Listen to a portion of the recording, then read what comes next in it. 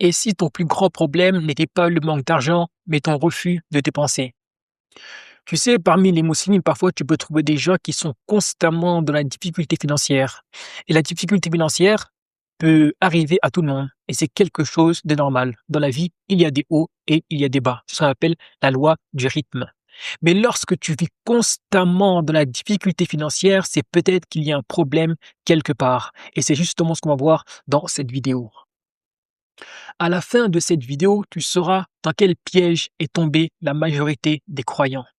Parce que beaucoup pensent que ils doivent attendre de recevoir plus de Dieu pour dépenser, alors que peut-être la solution c'est dépenser malgré le peu que j'ai pour Allah subhanahu wa ta'ala en espérant qu'Allah subhanahu wa ta'ala déverse sur moi ses faveurs. Et c'est ce qui se passe car c'est la loi divine. Mais t'en sauras plus au cours de la vidéo. Le piège dans lequel tombent la plupart des musulmans, c'est le fait d'attendre que tous les feux soient ouverts pour dépenser pour Allah subhanahu wa ta'ala. Et quand tu penses comme ça, c'est comme si tu prenais Dieu pour la dernière roue du carrosse. Ça veut dire que tu as un travail, tu dépenses pour ton loyer, ta nourriture, ton téléphone, ton Netflix, pour tes loisirs, pour ton essence, et même lorsque tu as une amende, tu la payes cash parce que tu as peur que ça augmente. Mais pour Allah subhanahu wa ta'ala, tu n'as pas d'argent, ni pour te former, ni pour faire des aumônes, ni pour faire le bien. Tu dis, je donnerai lorsque j'aurai. Et c'est justement le piège dans lequel tombe le croyant. Le croyant fait confiance en Allah subhanahu wa ta'ala et il croit en la loi de l'abondance qui dit que le monde est abondant.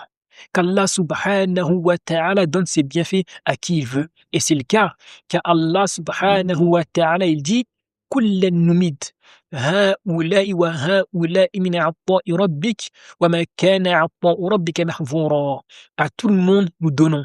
À ceux-ci, à ceux-là, des bienfaits de ton Seigneur, et les bienfaits de ton Seigneur sont interdits à personne. Donc ça, c'est important de le prendre en considération. Et lorsque tu dis je dépenserai lorsque j'aurai, c'est comme si tu posais une condition à Allah subhanahu wa ta'ala. Tu dis Allah, je dépenserai pour toi que lorsque tu me donneras. Et tant que tu ne me donnes pas, je ne dépense pas. Et c'est peut-être là le piège, le gros problème. Parce qu'il faut dépenser pour recevoir. Il faut que les bienfaits d'Allah subhanahu wa ta'ala circulent. D'accord? Cela circuler. Mais si tu gardes dans ta main ce que tu possèdes, alors tu n'as pas de place pour recevoir. Il faut ouvrir ta main, donc donner, dépenser pour recevoir. Ça, c'est très important. Et c'est pour ça que parfois, certains refusent d'apprendre même leur religion, même de lire l'arabe, d'apprendre le Coran. Ils ne veulent pas dépenser pour cela, car ils estiment qu'ils n'ont pas suffisamment. Et pourtant, ils ont de quoi dépenser dans leur vie quotidienne pour des loisirs, pour des plaisirs, parfois des dépenses même inutiles. Mais pour Allah subhanahu wa ta'ala, c'est un peu compliqué. Et tant qu'on aura ce problème intérieur, alors notre monde extérieur ne sera fait que de difficultés. Parce qu'Allah subhanahu wa ta'ala, c'est tout sauf la dernière roue du carrosse. C'est lui le pourvoyeur, c'est lui qui donne ses biens avec abondance. Donc il faut que nous ayons cette foi interne puissante pour que nous puissions agir différemment et ne pas attendre qu'on soit bien financièrement pour dépenser pour Allah subhanahu wa ta'ala. Même malgré nos difficultés, malgré le peu qu'on a, faut toujours faire en sorte de trouver un petit quelque chose qu'on peut dépenser pour Allah subhanahu wa ta'ala. Non pas parce que je vais dépenser parce que je souhaite recevoir, mais je vais dépenser pour Allah subhanahu wa ta'ala parce que c'est lui qui m'a donné tout ce que j'ai. Que ce soit santé, que ce soit épouse, époux, travail, maison, etc. Tout ça, c'est Allah subhanahu wa ta'ala qui nous l'a octroyé. Alors pourquoi ne pas lui donner quelque chose en retour? Ce serait la moindre des choses. Pourquoi l'ignorance est l'ennemi numéro un à abattre? Allah subhanahu wa ta'ala, il nous dit dans le Coran, قل إن ربي يبسط الرزق لمن يشاء من عباده ويقدر له وما أنفقتم من خير فهو يخلفه وهو خير الرازقين. Dis, mon Seigneur dispense avec largesse ou restreint ses dons à qui il veut parmi ses serviteurs. Et toute dépense que vous faites dans le bien, il la remplace. Et c'est lui le meilleur des donateurs. Quel magnifique verset. On va s'arrêter sur le point suivant. Et toute dépense que vous faites dans le bien, il la remplace. Et c'est lui le meilleur des donateurs. Ce verset nous montre clairement et nous dit clairement que tout ce que nous dépensons de bien dans la voie d'Allah subhanahu wa ta'ala, ceci nous est remboursé. Ceci nous est multiplié. Et malgré ça, on a encore cette difficulté de dépenser sur la voie de Dieu. Parce que, au fond de nous, nous n'avons pas cette intime conviction et cette intime confiance en Allah subhanahu wa ta'ala. Toujours un doute. Il y a toujours un doute. Oui, mais est-ce que? Oui, mais et si? Et les et si, les est-ce que, c'est ce qui conduit l'homme à sa perte. Il faut prendre conscience que tout ce que nous dépensons dans la voie de Dieu nous est remboursé. Alors, dépense dans l'acquisition de la connaissance, dépense pour améliorer ta santé, dépense pour améliorer ta condition. Car quand tu dépenses dans ces domaines, tu dépenses certes dans la voie de Dieu, mais en fait tu le fais pour toi-même. Car quand tu dépenses pour acquérir la connaissance, sache qu'Allah n'a pas besoin de ta connaissance. Mais tu sais que la connaissance t'est nécessaire pour réussir ici-bas et dans le-delà. Lorsque tu fais des aumônes, Allah n'a pas besoin de tes aumônes. Lorsque tu dépenses dans ta salle de sport pour prendre soin de ta santé, Allah n'a que faire que tu sois malade ou en bonne santé. Cela ne la t'est en rien, mais c'est pour ton bien. Donc, n'hésite pas à le faire, car même si tu le fais pour le visage d'Allah, pour le satisfaire, sache qu'avant tout, tu le fais pour toi. Et tout ce que tu dépenses pour toi, en fait, Allah te le redonne. Car la dépense que tu fais, c'est une preuve de confiance que tu as envers Allah subhanahu wa ta'ala. Dépenser ne signifie pas gaspiller. Il faut faire la différence entre ces trois dépenses. Les dépenses impulsives, quand on rentre dans un magasin, parfois on compte acheter 2-3 choses et on ressort avec 4 ou 20 choses. On a fait des dépenses impulsives, des dépenses qui n'étaient pas prévues et qui n'étaient pas du tout indispensables. Les dépenses d'apparence. Je veux montrer que je suis riche, je veux montrer que je suis ceci ou je suis cela. Alors je fais des dépenses pour paraître ce que je ne suis pas. Ça fait partie des dépenses inutiles, le gaspillage. Et il y a les dépenses qui rapprochent d'Allah subhanahu wa ta'ala. Donc ces trois dépenses ne sont pas les mêmes. Les dépenses impulsives, c'est des dépenses qu'on fait par le manque et l'absence de maîtrise de soi. Les dépenses d'apparence, ce sont des dépenses qu'on fait par le manque de personnalité que nous avons. Par contre, nous rechignons à dépenser pour ce qui nous rapproche d'Allah subhanahu wa ta'ala et c'est sur ça qu'il faut qu'on s'appuie. Car toutes ces dépenses-là, malgré qu'on le fait pour Allah subhanahu wa ta'ala, on le fait avant tout pour nous-mêmes, notamment dans l'acquisition de la connaissance. La connaissance, on l'acquiert pour nous-mêmes, pour réussir ici-bas et dans l'au-delà. Donc, fais la différence entre ces trois dépenses, car elles ne sont pas du tout les mêmes. Et si tu fais des dépenses impulsives ou bien des dépenses d'apparence, mais que tu n'as pas la foi nécessaire pour faire des dépenses pour Allah subhanahu wa ta'ala, c'est qu'il y a un problème et qu'il faut que tu revoies ta foi et que tu travailles à l'intérieur de toi, au niveau de ton cœur, ta mentalité, qu'est-ce qui va pas? Pourquoi j'ai autant de mal à dépenser pour Allah subhanahu wa ta'ala? Est-ce un manque de confiance? Est-ce un manque de foi? Est-ce de l'avarice? Seul toi as les réponses. Donc, pose-toi des questions en toute sincérité et réponds à cette question. Pourquoi j'ai autant de mal pour dépenser pour Allah subhanahu wa ta'ala? Pourquoi beaucoup restent bloqués? Dans la vie, il faut savoir que il faut récolter, il faut semer plutôt, avant de récolter. Mais l'homme aime faire le contraire. Il veut récolter sans avoir semé. Or ça va à l'encontre des lois spirituelles universelles. Ça va au contraire, à l'inverse de l'ordre des choses normales. Parce que si tu veux, par exemple, des fruits, il faut planter des graines, il faut planter un arbre. Mais tu ne peux pas dire, j'attends que la terre me donne des fruits, que la terre me donne des légumes avant que je sème et que j'arrose. C'est contradictoire et ça frôle la bêtise. Et c'est pour ça que l'homme doit apprendre à semer avant de récolter dans tous les domaines de sa vie. Mais l'homme, il est hâtif. Il veut tout sans rien donner. Et ça ne marche pas. Et malheureusement, c'est comme ça que pensent la plupart des gens. Ils cherchent des solutions. Ils se disent, comment je peux récolter sans semer? Malheureusement, ça n'existe pas. Et c'est pour ça que tu vois sur Internet beaucoup de gens qui se font escroquer dans, par exemple, les business en ligne. Gagner 10 000 euros sans rien faire. Tout le monde court, les yeux fermés, dans ce genre d'offres. Et malheureusement, ils se cassent la figure. Parce que ça n'existe pas, gagner de l'argent sans rien faire.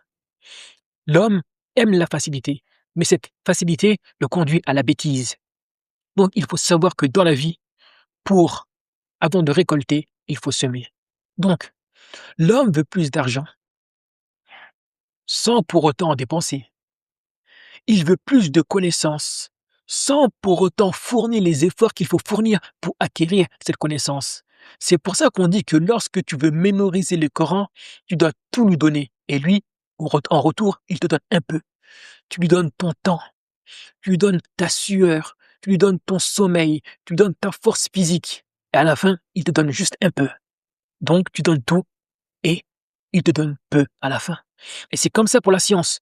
Tu te fatigues, t'étudies. À la fin, tu n'as que une petite portion de connaissances. Dieu dit wa ma utitu minal ilmi illa qalila. Et on ne vous a donné que très peu de connaissances. Donc la connaissance est tellement large que peu importe les efforts que tu feras, tu auras en retour qu'une infime quantité. Beaucoup de gens veulent faire preuve de discipline sans pour autant passer à l'action, sans pour autant faire preuve de régularité.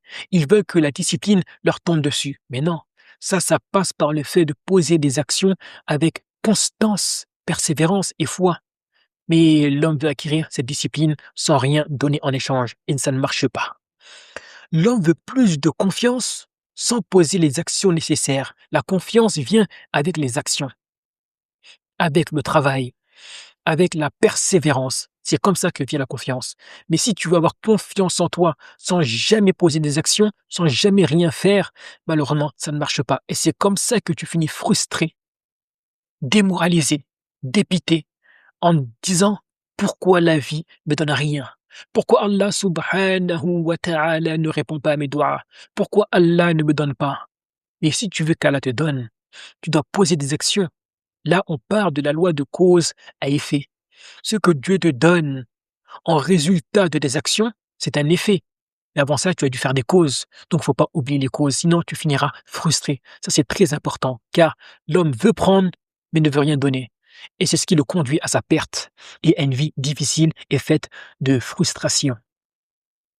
Ce qu'il faut que tu comprennes, c'est que la véritable richesse, c'est la baraka.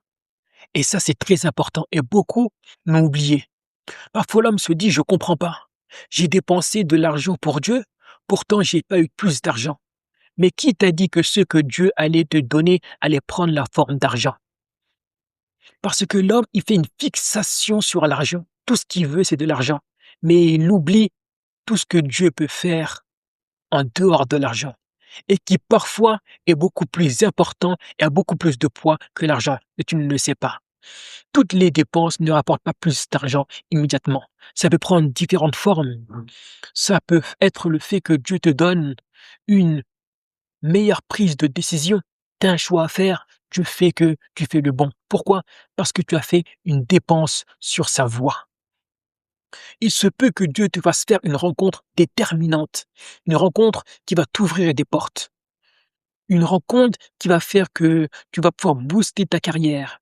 Une rencontre qui va faire que tu vas pouvoir créer un business. Bref, tu peux faire une rencontre déterminante.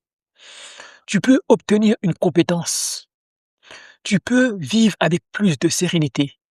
Et ça, c'est pas quelque chose qu'on peut quantifier. Je vis plus sereinement. Je vis plus apaisé. Ça n'a pas de valeur. Mais peut-être que Allah subhanahu wa ta'ala t'a octroyé ça parce qu'un jour tu as fait une dépense pour le satisfaire.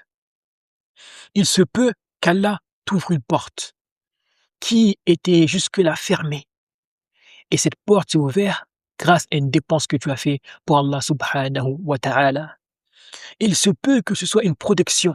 Il se peut que quelqu'un te voulait un mal, ou bien voulait un mal à tes enfants, ou à un membre de ta famille, on ne sait pas.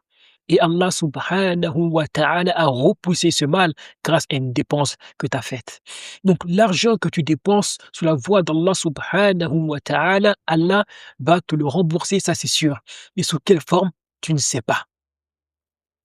وَمَا أَنفَقْتُم مِّنْ خَيْرٍ فَهُوَ يُخْلِفُهُ وَهُوَ خَيْرُ الرَّازِقِينَ. Et ce que vous dépensiez de bien, Allah vous le rembourse. C'est une promesse de Dieu. Mais quelle forme va prendre ce remboursement? On ne sait pas. Donc parfois, il se peut que un mal était sur le point de te toucher, Allah l'a stoppé. Pourquoi? Parce que tu as fait une dépense. Donc il ne faut pas lésiner sur le fait de dépenser pour Allah subhanahu wa ta'ala. Et en plus de ça, le pire, c'est que la dépense que tu fais pour Allah, en fait, tu le fais pour toi-même. Et ça, c'est ce qu'on appelle le réel amour. Allah aime tellement son serviteur que tout ce qu'il lui demande de faire, en fait, c'est pour lui-même et non pour lui. Parce que Allah, huwa al-ghani, il est le riche, il ne dépend pas des hommes. Malgré ça, il fait tant pour l'homme. Mais est-ce que nous sommes dignes de cette bonté? Ça, je ne sais pas. Et on doit se poser la question. Maintenant, pose-toi la question suivante. Quelle est la dépense que je repousse depuis des mois alors qu'elle pourrait transformer ma vie? Peut-être c'est apprendre la langue arabe, peut-être c'est apprendre le Coran, peut-être c'est se former dans tel ou tel domaine, peut-être c'est faire un voyage qui va te bouleverser, qui va te permettre de te retrouver avec toi-même. On ne sait pas. Mais tu dois te poser la question suivante. Quelle est la dépense que je repousse depuis des mois alors qu'elle aurait pu changer ma vie? Pose-toi cette question, réponds-y avec sincérité et fais ce que tu as à faire. En tout cas, débarrasse-toi de l'avarice qui peut t'habiter et fais confiance en Allah subhanahu wa ta'ala et dépense pour ce qui est bon pour toi. C'est vraiment très important car ça peut débloquer toute ta vie. Il faut en prendre conscience. Maintenant, si tu es intéressé par l'étude des lois spirituelles universelles, je t'invite à réserver un appel afin qu'on puisse échanger par rapport à tes désirs, tes envies, tes blocages et tes difficultés. Parce que beaucoup de gens attirent à eux toutes sortes de mal, toutes sortes de difficultés, parce qu'ils ignorent et qu'ils vivent à l'encontre des lois spirituelles universelles. Donc si tu es intéressé par tout ça, je t'invite à prendre un appel. Tu as le lien dans la description. On échangera pendant une trentaine de minutes. Et surtout, et si ton profil correspond aux gens que j'accompagne, alors je te ferai une offre et Inch'Allah ta'ala, tu pourras intégrer l'accompagnement. Sur ce, je te dis wassalamu alaikum.